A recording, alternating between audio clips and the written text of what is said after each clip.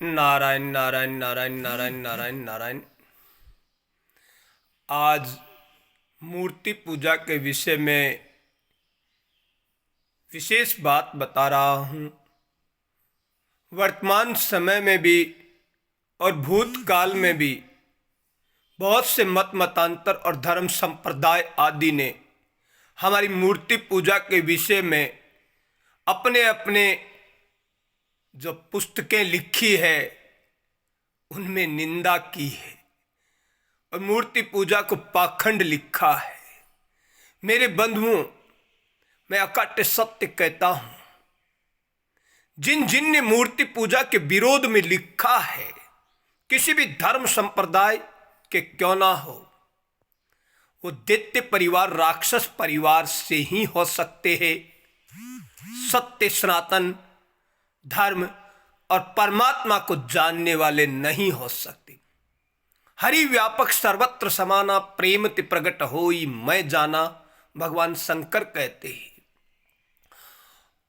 और परमात्मा सर्वव्यापी है, सब जग ईश्वर रूप है, हरि व्यापक सर्वत्र समाना। तो पत्थरों में भी है।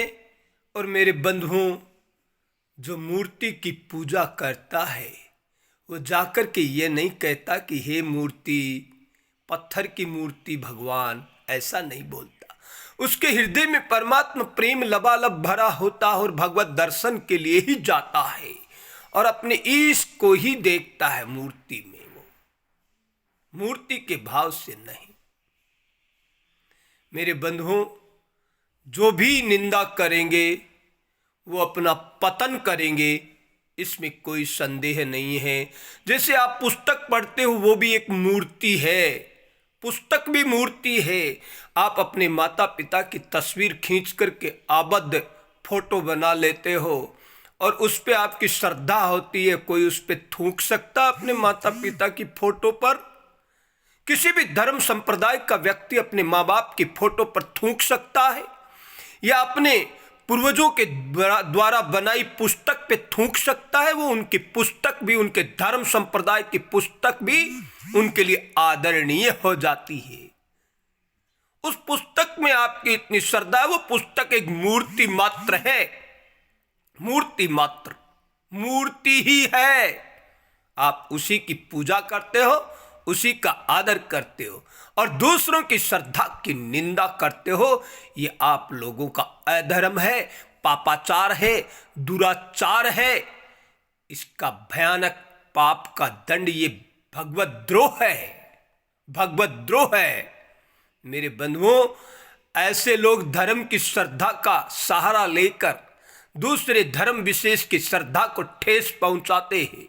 ये ब्रह्मभूत बनेंगे और अनंत जन्म जन्मांतर तक नरकों में निवास करेंगे। नरकों में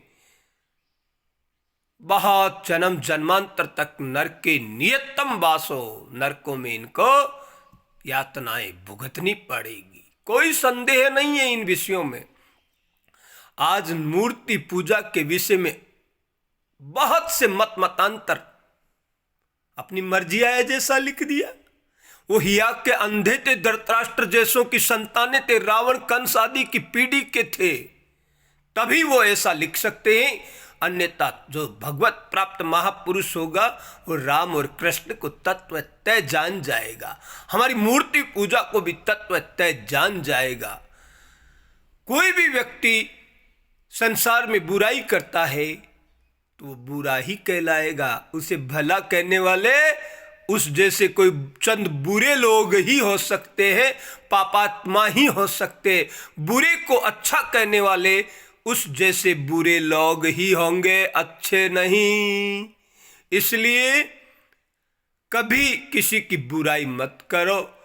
मुख्य बात यही है कि हमें राग द्वेष रहित होकर अपने मत का पालन करना है, ना कि दूसरे के मत मतांतर का खंडन करना है। यदि आप दूसरे के मत मतांतर का खंडन करते हो तो आप पापात्मा हो, पापात्मा, क्योंकि आपसे कभी उसने विरोध भाव किया ही नहीं। आमने सामने वार्तालाप हो, विरोधाभास हो तो भी चर्चा के माध्यम से समझाया जा सकता है।